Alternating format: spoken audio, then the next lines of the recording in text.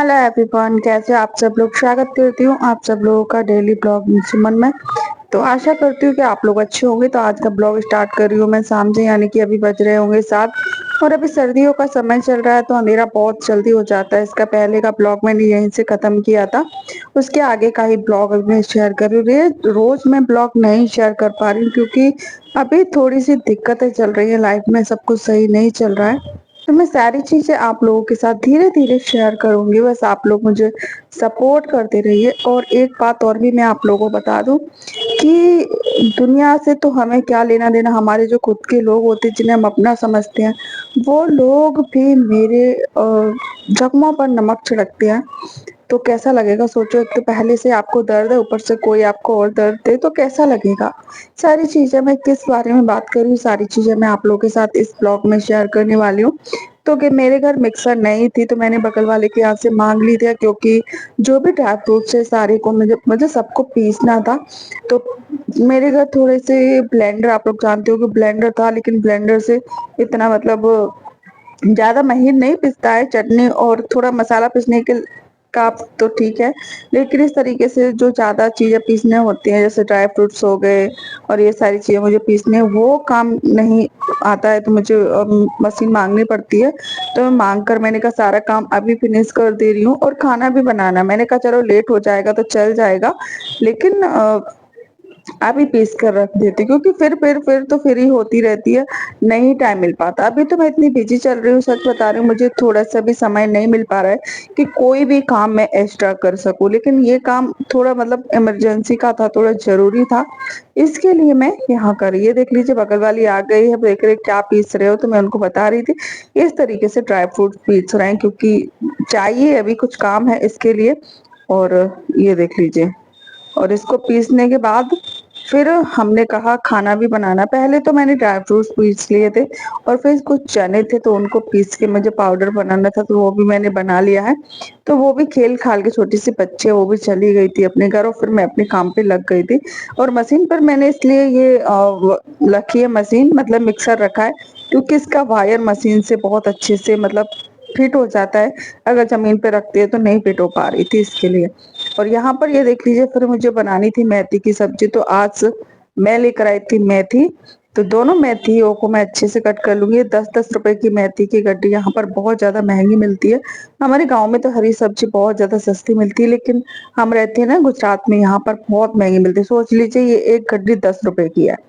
तो गांव में तो हैसिया होता है, तो हैसिया से बहुत जल्दी आसानी से कट जाती है, लेकिन यहाँ पर हैसिया नहीं है। मेरे पास पहले था, लेकिन अभी पता नहीं कहाँ गया, मिल ही नहीं रहा है कहाँ, मतलब किस चीज में भर के रख दिया, मिल ही नहीं रहा है। तो मैं क्या करती हूँ, इस तरीके से चॉपिंग बोर्ड पे, जैसे बड़े बड़े लोग कट करते हैं ना, वैसे ही मैं भी इस तरीके से चाकू से काट लेती हूँ और काम चला लेती हूँ।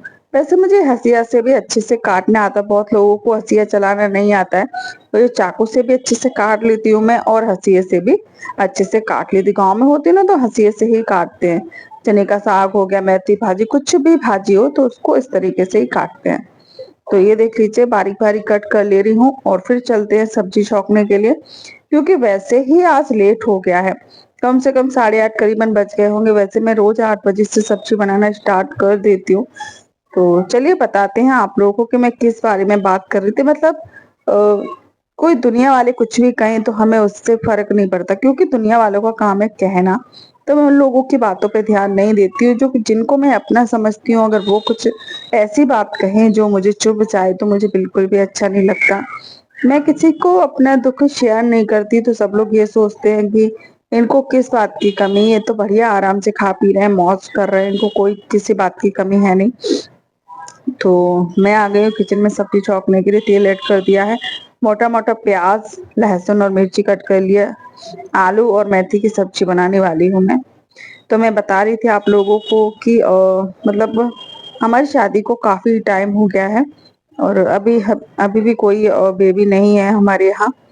तो सब लोग मतलब बोलते हैं कि अच्छा है तुम्हारे बेबी नहीं है, बेबी होते तो बहुत ज्यादा परेशान करते हैं, तुम्हारे जीना ऐसा हो जाता, वैसा हो जाता। तो वो हमारा दुख तो नहीं समझते, मतलब एक तरह का मजाक ही, मतलब हमारे जो क्या बोलते हैं उसको, जो हमारा दुख है, यानी कि जो हमारा समय चल रहा है, उसका मजाक उड़ाते एक तरह।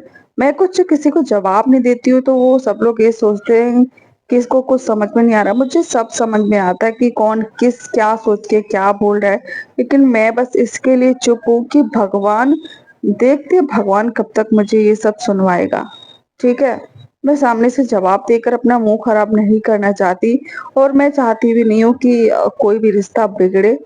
मुझे बिल्कुल भी अच्छा नहीं लगता कि इस तरीके से तुम हम मतलब कोई भी बात करे तो मुझे बिल्कुल भी पसंद, मुझे क्या किसी को भी पसंद नहीं होगा, खासकर इस टॉपिक पे। तो बोलते हैं कि तुझे क्या बात की कमी है, सब कुछ तो है।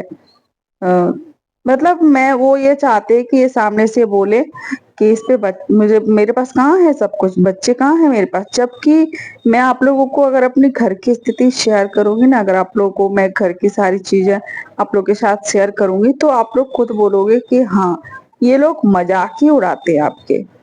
तो बहुत बुरा लगता है, सच बता रही हूँ, इतना ज्यादा बुरा लगता है। मैं किसी को कुछ बातें शेयर नहीं करती हूँ, बिल्कुल भी नहीं सोशल मीडिया पे मैं कोई भी चीजें शेयर करती हूँ, ना ही करना चाहती हूँ।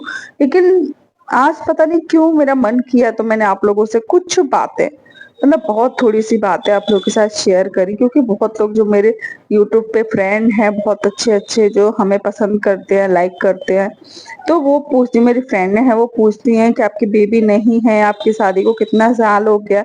तो सारी चीजें मैं धीरे धीरे से आप लोगों के साथ शेयर करूंगी कि मतलब क्या बात है, क्या हुआ था। तो उसके लिए आप लोगों को मेरे चैनल को सब्सक्राइब करना पड़ेगा, क्योंकि मैं धीरे धीरे सारी चीजें आप लोगों के साथ शेयर करूंगी। तो ये कपड़ा आप लोगों को दिख रहा होगा, मैं जब मेला गई थी तो 100 रुपए का कपड़ा आया था, तो उसने बोला इस कपड़े से आप कुछ भी पहुंच सकती हो। जैसे कहीं तेल गिर जाता है तो तेल के ऊपर ऐसे ही उसको कपड़े को रखना, थोड़ा प्रेस करना, थोड़ा मतलब दबाना, तो ये कपड़ा पूरा तेल अपने मतलब अंदर अब्जॉर्ब कर लेगा, बिल्कुल जमीन सूखी हो जाएगी। जैसे हम पोंछा लगाते तो कैसे पानी पानी रह जाता, गीला गीला रह जाता है, लेकिन इसको हम रखकर प्रेस करते हैं ना तो बिल्कुल भी गीली जगह नहीं रहती, एकदम सूख जाती है। तो सारी चीजें मैं आप लोगों के साथ धीरे धीरे ब्लॉग में शेयर करूंगी, बस इतना ही है कि आप लोग थोड़ा सा मुझे सपोर्ट कीजिएगा। कहते हैं ना कि आप लोग का सपोर्ट रहेगा तो सब कुछ हो जाएगा। ठीक है, आजकल ऐसा कौन सा काम है जो पॉसिबल नहीं है, सारे काम पॉसिबल है, सब कुछ हो सकता है। बस आप लोगों से रिक्वेस्ट है कि आप लोग मुझे थोड़ा सा सपोर्ट कीजिएगा, थोड़ा सा, बस यही रिक्वेस्ट करती हूँ। जिससे कि जो लोग मजाक उड़ाते हैं, कहते हैं कि कभी किसी का मजाक नहीं उड़ाना चाहिए। जब भगवान इंसाफ करने पे आता है ना, जो मजाक उड़ाते हैं ना, उनका खुद एक मजाक बन के रह जाता है, और उनको पता भी नहीं चलेगा कि हमने क्या किया था। क्योंकि छोटी छोटी बातें, किसी जो इंसान पहले से दुखी, आप ऐसी बातें करोगे तो उनके दिल पे लग जाती है, और वो आपसे भले ही कुछ चीज ना कहे, भले ही वो आपसे कुछ बोले ना मुंह पे, लेकिन उनके मन में जो बातें निकलती हैं वो अक्सर काम करती हैं। ठीक है, मैं ऐसा नहीं बोल रही हूँ कि ऐसा कुछ हो, लेकिन कोई भी, मैं अपना नहीं बोल रही, किसी का भी बोल रही हूँ, जो इंसान पहले से ही दुखी है उसका कभी भी मजाक नहीं उड़ाना चाहिए, कभी भी। ठीक है, भगवान भी सब देखता है, और यहीं पर आपको सब सजा देता है। अच्छा काम करोगे तो अच्छा मिलेगा, खराब काम करोगे तो खराब मिलेगा। फिर आप लोग कहोगे हाँ मेरा ऐसा हो रहा है, मैंने पता नहीं क्या किया था उस वजह से ये सब हो रहा है। सोचो अपनी जिंदगी में एक दिन बैठ के कि हमने क्या किया है, उसकी वजह से ये सब हो रहा है। ठीक है, तो सब्जी हमने छौंक दी है, सब्जी छौंकने के बाद ये देख लीजिए, और मेरे पतिदेव भी आ गए हैं। वो बोल रहे थे अभी तूने खाना ही नहीं बनाया, मैंने कहा क्या करूं, एक्स्ट्रा काम आ गया था तो नहीं खाना बन पाया। उन्होंने कहा चलो ठीक है कोई बात नहीं, खाना बना लेना आराम से, कोई बात नहीं। मैंने कहा चल ठीक है, चलो ठीक है। ये देख लीजिए यहाँ पर कितना ज्यादा सामान इकट्ठा हो, मतलब सामान नहीं, क्या बोलते हैं, मैंने ताम झाम जो कट किया था ना अभी, पीस के रखा था, वो सारी चीजें थोड़ी सी यहाँ पे, ये देख लीजिए, सबको अच्छे से मिक्स करके एक डब्बे में भर के रख दे रहे हैं। क्योंकि आजकल मेरे घर पे चींटियां बहुत जल्दी हो जाती हैं, मतलब थोड़ी सी कोई भी सामान गिरा ना, बिल्कुल चींटा, चाहे मीठा हो या ना हो, थोड़ा सा आटा भी गिर जाता ना उसमें भी चींटियां हो जाती हैं। तो मैंने कहा एक काम करते हुए दूसरा काम बाद में करूंगी, पहले ये जो हमने पाउडर पीस के रखा है इसको भर के डब्बे में फ्रिज में रख देती हूँ, क्योंकि फ्रिज में जो होते ड्राई फ्रूट्स खराब नहीं होते और अच्छे बने रहते हैं। तो उनको डब्बे को मैं बाद में उठा के रखूंगी। तो अच्छे से हम इसको झाड़ू लगा देते हैं, और ये हमको जार धो के देना पड़ेगा, तो मिक्सी को तो मैं ऐसे दे दूंगी, और जार को मैं धो के बाद में दूंगी। और फिर यहाँ पर अच्छे से मैं झाड़ू लगाने के लिए आ गई। मैं झाड़ू लगाने के बाद सब्जी तो छौंक भी दी थी, रोटी अकेली रह गई थी तो रोटी को मैं बनाऊंगी बाद में। बस एक ही बात बोलूंगी कि आप लोगों को मेरा ब्लॉग अच्छा लगे तो एक लाइक शेयर सब्सक्राइब जरूर कर लेना। कुछ सब्जियां लाई थी वो यहीं पे रखी हैं, ये देख लीजिए, और इनको फ्रिज में रखना है। मुझे जितना भी कचरा है सबको इसमें भर के मैं कचरे रानी में डाल आती हूँ। और इधर मेरे पति देव भी आ चुके, बोल रहे थे मुझे हल्की हल्की भूख लग रही। मैंने कहा चलो ठीक है, आपकी छोटी छोटी भूख का अभी मैं इंतजाम कर देती हूँ। बोले क्या लेकर आई मेरे लिए? चलो मैंने कहा आपको बताती हूँ, मैं थोड़ा यहाँ पर क्लीन कर लूँ ना, उसके बाद आपको खाने को देती हूँ। तो बोल रहे थे ठीक है। और इस वाले जो अभी देखा था, उस वाले पॉकेट मतलब कागज में रह गई थी यानी कि द्राक्ष, यानी कि क्या बोलते किशमिश। किशमिश को पीसा नहीं था, अगर किशमिश को पीसते तो जो हमारा पाउडर था वो एकदम चुपचुपा सा हो जाता। तो किशमिश को हमने ऐसे ही रहने दिया है।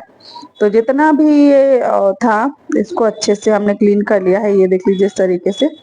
और क्लीन करने के बाद फिर हम देंगे पति देव को खाने के लिए जो चीज हम लेकर आए थे। अभी आप लोग को दिखाते हैं कि हम क्या लेकर आए थे। इतने में ही हमारे बगल की जो लड़की है ना, जैनू नाम है उसका, तो जैनवी, तो वो भी आ गई थी। बोल रही थी बाजू मासी क्या कर रही हो, मतलब वो ऐसे हमसे प्यार से बाजू मासी बोलती क्या कर रहे हो।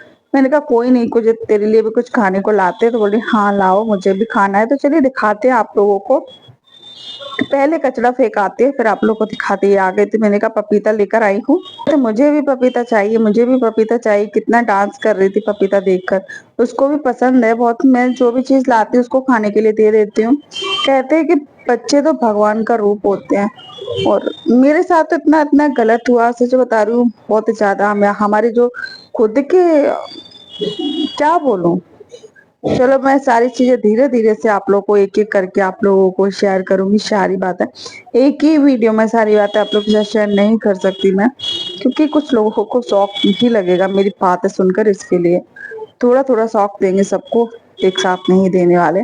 तो इस वाले पपीते में बीजे भी देखो कैसे निकले थे, बहुत थोड़े निकले थे। मैंने कहा चलो अच्छे, नहीं तो बीजा बहुत ज्यादा निकलते हैं ना इसमें, तो साफ करना मुश्किल हो जाता। लेकिन इसमें बिल्कुल आधे से कम में बीजा निकले थे। मैंने कहा चलो ठीक है, अच्छा निकला। तो इसको निकाल दे रही हूँ बीजा सारे को। फिर इसको हम लंबे लंबे से क्यूब्स करके, और फिर इसको छील के, काला वाला नमक होता है वो डाल के, फिर अपने पतिदेव को दे देंगे खाने के लिए। और जब तक वो एक पपीता खाएंगे तब तक हम रोटी बना लेंगे, तो हमारी रोटी भी तैयार। पपीता से भी पेट भर जाता है, फिर दो दो तीन तीन रोटी बनती है तो बहुत जल्दी बन जाती है। आजकल हमारी गैस ही बहुत धीरे धीरे जल रही है, पता नहीं उसमें क्या हो गया, कुछ फंस गया है लाइन में, क्या हो गया मुझे नहीं पता। तो चलिए देखते हैं। तो एक हमने क्यूब लड़की को दे दिया, तो मैं उसको बोल रही थी छील के दे दो, तो बोली थी कि हाँ मुझे छील के दे दो। तो मैंने उसको जो दिया था एक टुकड़ा, वो मैंने उसको छील के दे दिया। मैंने कहा इसको खा ले, तो बाद में इसको भी छील के दे दूंगी। तो बोल रही थी ठीक है। और बाकी का सारा पपीता छील के और काला नमक डाल के मैं अपने पति देव को दे देती हूँ खाने के लिए, क्योंकि वो भी वेट कर रहे हैं, टीवी देख रहे हैं। तो मैंने कहा चलो ठीक है। और उसकी जो लड़की है छोटी, और एक और उसकी मम्मी के लिए भी मैंने भेज दिया था थोड़ा सा, क्योंकि मैं कोई भी खाने की चीज लेकर आती हूँ तो उसको भी दे देती। कहते हैं ना कि हम कुछ नहीं। चले बताते हैं आप लोगों को सब चीजें धीरे धीरे से। तो ये देख लीजिए, पपीता छील देती हूँ, छोटे छोटे टुकड़े कर देती हूँ, तो उसको खाने में मतलब आसानी होती। चम्मच से बड़ा वाला टुकड़ा करके देती हूँ तो चम्मच से नहीं खा पाती, तो मैंने बिल्कुल छोटे छोटे से टुकड़े कर दिए हैं। और ये देख लीजिए। तो अभी नमक डाल दे रही हूँ, नमक डाल के पतिदेव को दे रही हूँ खाने के लिए। और वो खाएंगे तब तक फटाक से मैं रोटी बना दूंगी। और ये है कांटे वाली चम्मच, हमारे घर एक ही हमने नहीं ली थी, क्योंकि कांटे वाली चम्मच से हमें कुछ खाने का मौका ही नहीं मिलता। कुछ खाती नहीं मैं, तो इसी चम्मच से खा लेती जो भी होता है। तो चलिए अब हम चलते हैं, आप लोग को दिखाते हैं कि मेरे पतिदेव कहाँ बैठे हैं। तो चलिए आप लोग को बताती हूँ। तो ये देख लीजिए, ये है लड़की, वो छोटी सी क्यूट सी बेबी अभी आई है। ये देख लीजिए, वो भी खा रही थी, वो कर रही थी लाइक करना, सब लोगों को बोल रही थी लाइक करना।